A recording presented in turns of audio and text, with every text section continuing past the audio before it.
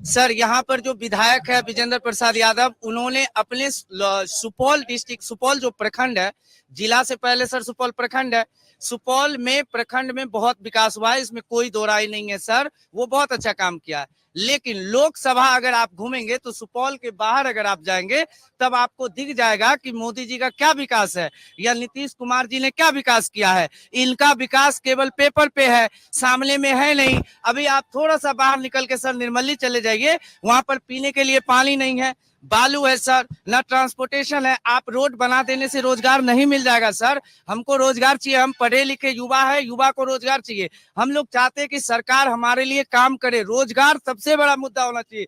धर्म का मुद्दा मैंने नहीं रखता सर, हमें, मैं नमाज पढ़ने जाऊंगा या मंदिर में जाऊंगा तो हमको भोजन नहीं मिलेगा सर। हमारा माँ बाप ने हमको पढ़ाया है, लिखाया कि ताकि हमें रोजगार मिले। और बीजेपी की जो गवर्नमेंट है सर, कभी भी हमने, उसमें बहुत सारे पढ़े लिखे नेता है, लेकिन हमने कभी आज तक नहीं देखा कि वो धर्म को छोड़ करके, 5 शब्द को छोड़ करके एक्स्ट्रा विकास के ऊपर कौन से पाता? ये 5 शब्द है: गाय, गोबर, पाकिस्तान, मुसलमान। इसके अलावा उनके पास कोई शब्द नहीं है सर। अभी सर ने कहा कि 70 साल में क्या किया। सर को बोलने के लिए जो सर आज बोल रहे हैं ना, सुई जो देश में बना था सर, उन्होंने कांग्रेस बनाया, आईआईटी कांग्रेस बनाया, कंप्यूटर कांग्रेस लाया। अब इनको पूछिए कि जिस हालात में नेहरू जी मुख्य प्रधानमंत्री बने थे, उस समय उन्हीं चीजों की जरूरत थी जो उन्होंने किया था। इनसे आप सवाल करेंगे विकास का तो ये कहेंगे कि नेहरू जी ने गलती किया, इनसे सवाल करेंगे विकास का तो मनमोहन जी ने गलती कर दिया। इनसे ये कहते हैं विदेशों में डंका बजता है। सर आप रियली न्यूज बताइए, विदेश में जाकर के इंडिया के पैसा की क्या इमेज है? डॉलर बढ़ता जा रहा है और इंडियन पैसा घटता जा रहा है। आगे सर सवाल करिए। सवाल जवाब ले लें। चलिए, आप जवाब देना चाह रहे थे बहुत देर से, पहले परिचय दीजिए। बिल्कुल, यूनिवर्सिटी अध्यक्ष भूपेंद्र नारायण मंडल विश्वविद्यालय लालू नगर मध्यप्रदेश, जदयू के अध्यक्ष हैं। जैसे कि हमारे भाई साहब कह रहे थे, ये धारा मान के चलिए, जहां तक भारत में राजनीतिक हो रही थी 70 साल में, 270 धारा कश्मीर 370 की धारा, तो आज क्या हुआ? खत्म हुई। और जहां तक बात है कि हमारे गार्जियन बोल रहे थे कि हमारे सांसद महोदय कहीं पार्लियामेंट या कई क्षेत्र में नहीं घूमते थे।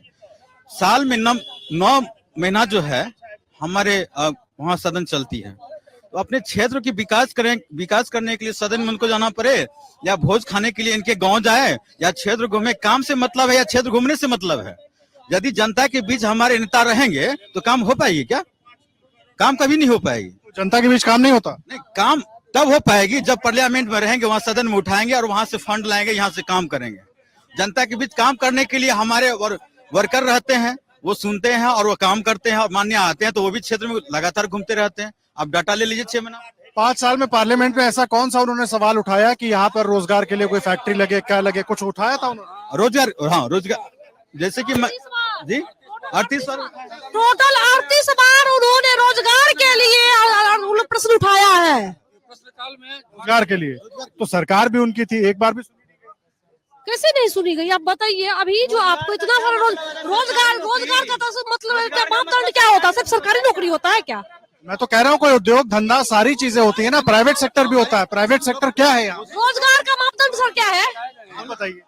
मेरे हिसाब से रोजगार का मापदंड ये होता है कि प्राइवेटाइजेशन से लेकर सरकारी, और जो आप रोजगार कर रहे हैं अभी जो यहाँ आप देख रहे होंगे दुकान उकान लगी, ये भी एक तरह का रोजगार। पढ़ा लिखा युवा ठेला लगा ले सड़क किनारे, वो भी रोजगार है। दुकान नहीं करता है क्या? प्राइवेट जॉब है ना सर, बड़े बड़े बिजनेस है ना सर, बिजनेस के लिए। तभी तो पूछ रहा हूँ कौन सा उद्योग धंधा फैक्ट्री लगी कि सुपौल के युवा को वहाँ पर नौकरी मिल पाए। 200-400 युवा की बात यहाँ नहीं हो रही।